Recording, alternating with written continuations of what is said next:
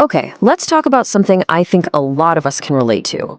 Ever look at your life and notice a weird contradiction? Like, your digital files are pristine, but your actual desk is a complete disaster? Or maybe your bookshelf is perfectly alphabetized, while your closet looks like a tornado hit it. Well, you are definitely not alone. And the reason for this whole organized mess thing, it's probably not what you think it is. I mean, seriously, think about it.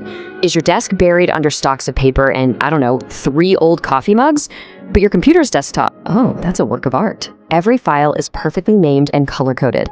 Or maybe your closet is just a war zone of clothes, but you know exactly where every single book is on your shelf. If any of that is ringing a bell, you're going to want to hear this. And you know, it's this exact contradiction that can be so frustrating, right? It honestly feels like you're two completely different people living in the same body. One of you just craves order and systems and everything in its right place, and the other, well, the other one seems to thrive in total chaos. So what gives? How can both of those things be true at the same time? And of course, when we see this disconnect in ourselves, that little inner critic just loves to chime in. The voice that says, ugh, must just be lazy, or why am I so inconsistent, or I'm just not disciplined enough. It's such a common thing to think, but man, it is so not helpful. But here's the twist. What if that inner critic, that voice in your head, is just completely wrong? What if your organized mess isn't some kind of character flaw? What if it's actually a superpower? Yeah, you heard me. The real reason behind your selective tidiness has absolutely nothing to do with being lazy. In fact, it's a sign that your brain is operating with some serious efficiency. It's strategically saving its energy for the things that truly matter. And get this, if this sounds like you're actually in a pretty exclusive club. Turns out, this particular style of organization is surprisingly uncommon. It doesn't make you messy. No, it makes you part of a small, highly focused group of people whose brains are just wired a little differently. So there's actually a term for this. Psychologists call it selective organization. And it's basically this powerful mental process where your brain, all on its own, subconsciously decides to just ignore the low priority stuff.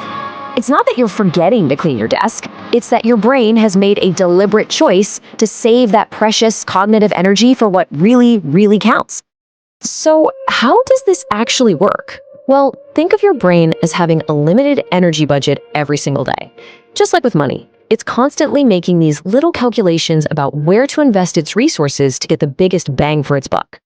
Your brain basically becomes this, like, a ruthless bouncer for your attention. That stack of papers, that unwashed mug from this morning, your brain looks at them and just goes, nope, you're not on the VIP list. But the high priority stuff, the project deadlines, the important client emails, oh, they get the full red carpet treatment. All of your organizational power goes right to them.